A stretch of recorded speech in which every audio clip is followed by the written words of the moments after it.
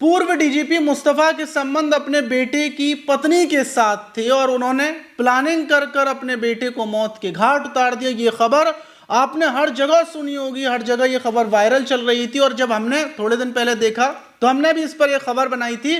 लेकिन उसके बाद बराबर हम छानबीन में लगे हुए थे, ये पता करने में लगे हुए थे कि सच में क्या पूर्व डीजीपी जो मुस्तफा हैं उन्होंने अपनी बहू की वजह से अपने बेटे को मौत के घाट उतार दिया। आखिर वजह क्या थी?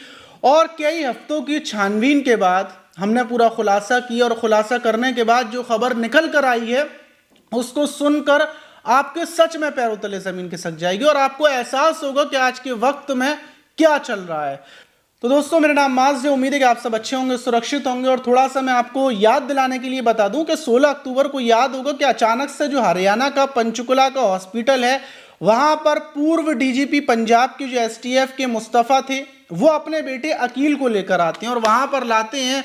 जो बेटा अकील था उसकी हालत बहुत ज़्यादा ख़राब थी, डॉक्टर्स देखते हैं और कुछ देर के बाद जो बेटा अकील था उसको मृत घोषित कर देते हैं कि इसकी मौत हो चुकी है। फिर उसके बाद चारों तरफ खलबली मच जाती है कि जवान बेटा, जो इकलौता बेटा था, उसकी मौत हो गई। और वहीं जो डॉक्टर्स थे वो बॉडी को, जो अकील की बॉडी थी, उसको पोस्टमार्टम के लिए भेज देते हैं। पोस्टमार्टम रिपोर्ट आती है, उसमें पता चलता है कि नशीली दवाएं उसको लेने की वजह से बेटे की मौत हुई।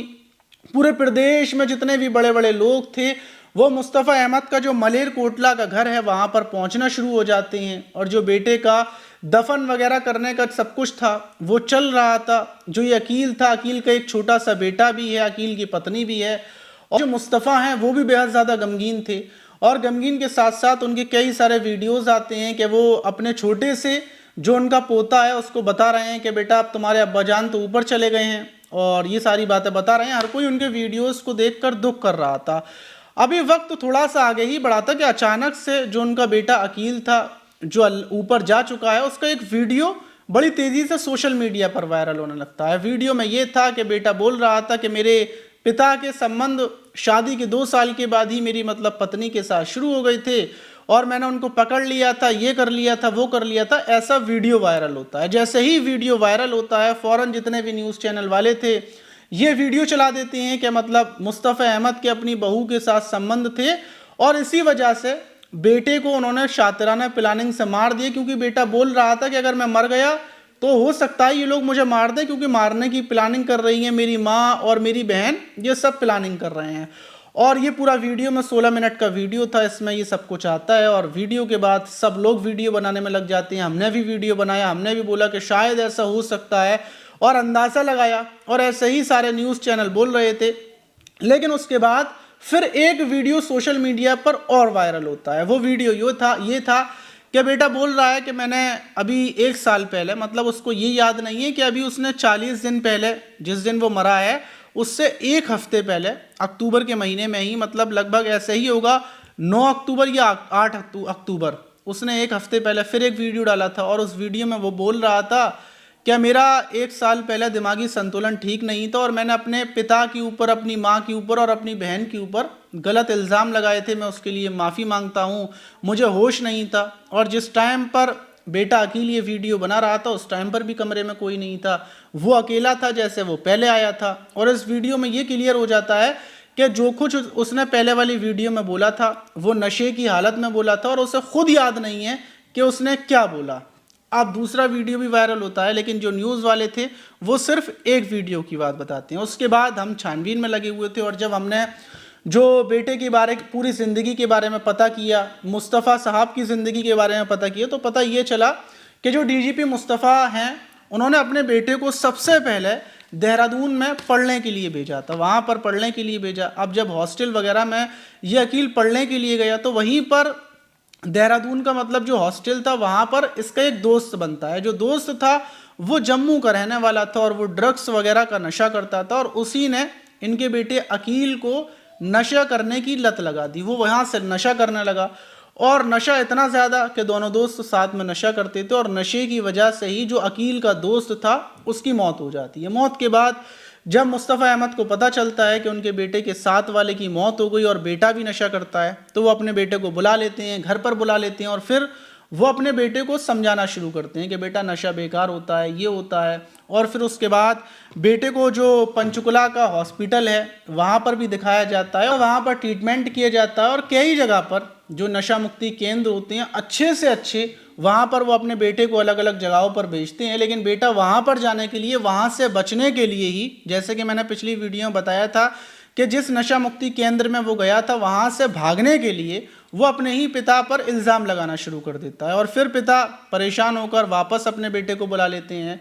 और फिर जब वो ट्रीटमेंट उसका चलाते हैं, अच्छे से उसकी देखभाल करते हैं, तो वो 10% ठीक हो जाता है। और ठीक होने के बाद फिर उसको बोलते हैं कि बेटा अब तुम बिल्कुल ठीक हो और तुम अपना ख्याल रखो। फिर उसको जिम करवाना शुरू करते हैं। और आपको अंदाज़ा नहीं होगा कि जो मुस्तफ़ा हैं पिता, उन्होंने अपने बेटे के लिए BMW कार और उसका हर शौक ऐसा पूरा कर रखा था कि आप अंदाज़ा नहीं लगा सकते। आप देख सकते हैं ये BMW कार बेटे अकील की थी, उसके पास आईफोन था, ढेर सारे कपड़े थे और नशे में पड़ने से पहले वो अच्छा खासा बिल्डर भी था, जिम करता था।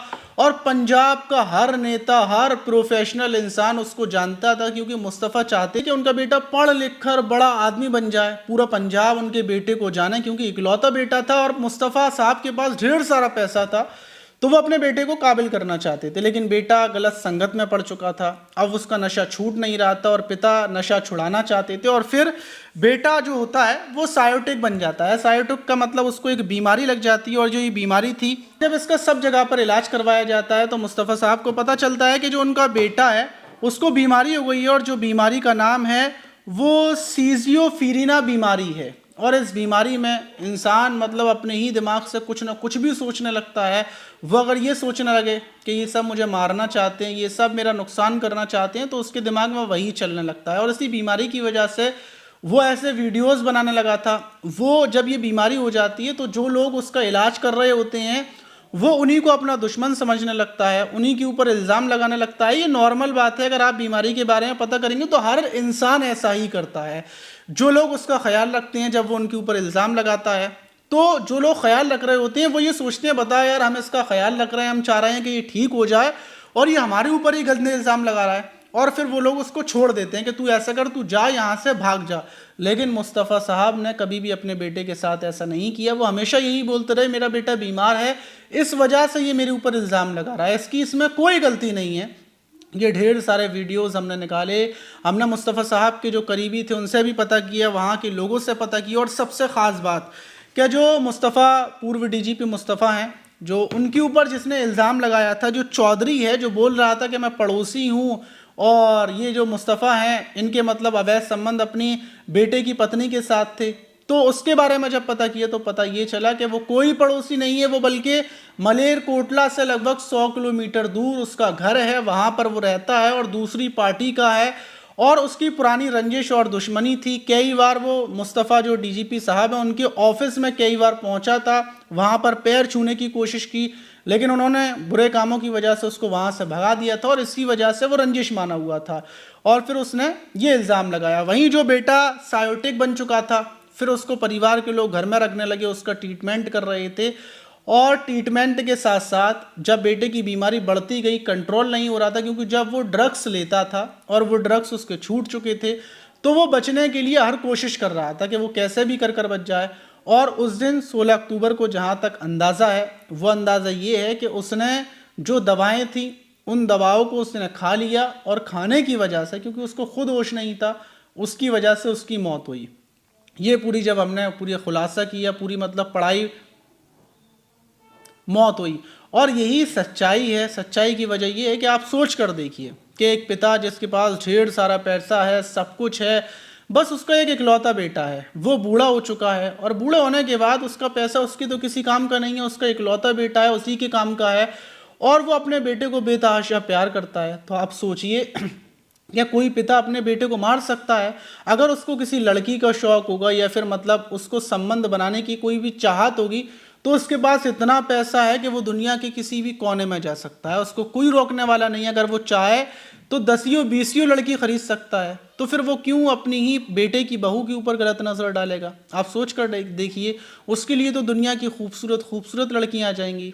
तो ये सिर्फ एक मतलब एक फैलाया जा रहा है, एक षड्यंत्र रचा जा रहा है कि जो डीजीपी साहब हैं उनको बदनाम किया जाए, उनकी छवि को ख़राब किया जाए। और हमने जो इससे पहला अवेलेबल वीडियो बनाया था वो हमारा सिर्फ एक जल्दबाजी में हमने मतलब पढ़कर बस देखा कि हमने बड़े बड़े न्यूज़ चैनल ने ये वीडियो बनाया, तो हमें लगा शायद ये सच्ची खबर होगी, क्योंकि ऐसे ही ढेर सारी खबरें हमारे पास आती हैं। लेकिन इस खबर को जब मैंने वीडियो बना दिया और उसके बाद ढेर सारे लोगों के कमेंट्स आए कि आप एक बार पढ़ कर देखिए, आप एक बार पता कर देखिए कि जो डीजीपी हैं उनके बारे में पता करें। और जब मैंने पता किया, खैर मेरी तो उनसे कोई कांटेक्ट नहीं हुआ है, लेकिन जब मैंने पता किया तो मेरे दिल ने कहा यार लोगों के पास गलत खबर जा रही है। मतलब ऐसा नहीं है एक पिता का बेटा चला गया और कोई भी उसके ऊपर कोई भी इल्ज़ाम लगा दे या फिर कुछ भी लगा दे तो ये गलत है। और डीजीपी साहब के ऊपर जितने भी लोग ये बोल रहे हैं कि मतलब उन्होंने ऐसा किया वैसा किया, तो आप एक बार जाएं उनके बारे में पता करें, और पता करने के बाद आपको सच पता चलेगा कि वो इंसान अपने बेटे को कितना चाहता था।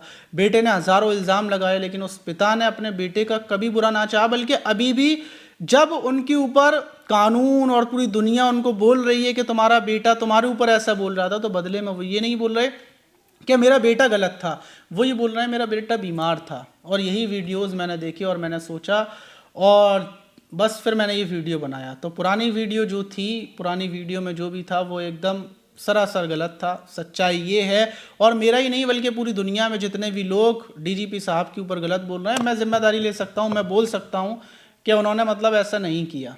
आप इस घटना पर क्या बोलेंगे कमेंट बॉक्स में ज़रूर बताइएगा। मिलते हैं किसी और वीडियो में, जब तक के लिए अपना ख्याल रखें, सुरक्षित रहें, सावधान रहें।